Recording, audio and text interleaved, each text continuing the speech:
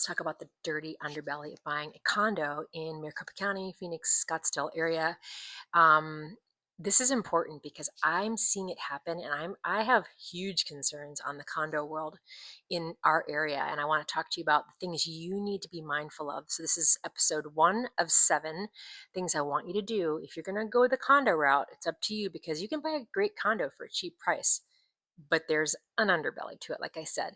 So what I want you to look at first is their reserves report. It may have a different name, but basically it'll show you kind of how much money they have in their account. Now, what I need you to do is remember that if you're buying these 4 walls, right? Great for $260,000, super cute place in Old Town, you're all excited. But you're not only buying the condo, the 4 walls, you're buying a sliver of all the amenities that go with that. So you got to maintain the building, the roof, paint, stucco, gutters. Oh, my dog. Pool, jacuzzi, all that fun stuff has to be maintained. A lot of those buildings are older down there and they haven't been doing so good about maintaining. So what you're going to do is look at their reserves amount. So let's say they should be or should have an anticipatory amount of money that will maintain that building. Let's just go for $1 million. And if you look at their reserves and you see that they only have $200,000 saved, where is the extra $800,000 coming from?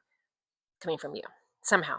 So every month when you pay your HOA, a part of that should go into the reserves, but it hasn't, maybe they haven't. So if they just have $200,000, where's the next $800,000 coming from? There's 3 choices. They get a loan, someone's paying that back. It's not them. 2 is they don't do anything about it, which also is stink. 3 is they impose an assessment. Assessment would be like everybody that lives in there has to pay an assessment of, it's probably going to be a hardy number, quite frankly. So my friend was in Old Town, and her unit was, I think, $260,000. They were assessed $30,000. What? So they were also kind enough to say, hey, you can make 3 payments over 3 years of $10,000 a piece. I don't know about you, but if you're spending $260,000, not a lot of people have an extra 30 grand laying around. It's a lot of money. So I anticipate a lot of foreclosures and short sales happening in that world. Let's move on. So if you look at the reserves account and there's $1 million in it, that makes me feel a lot better. They're prepared for the repairs and upkeep that these units need. So first thing I want you to do is look at how much they have in savings, make sure that it's sufficient, and ask the question, are there any assessments coming up?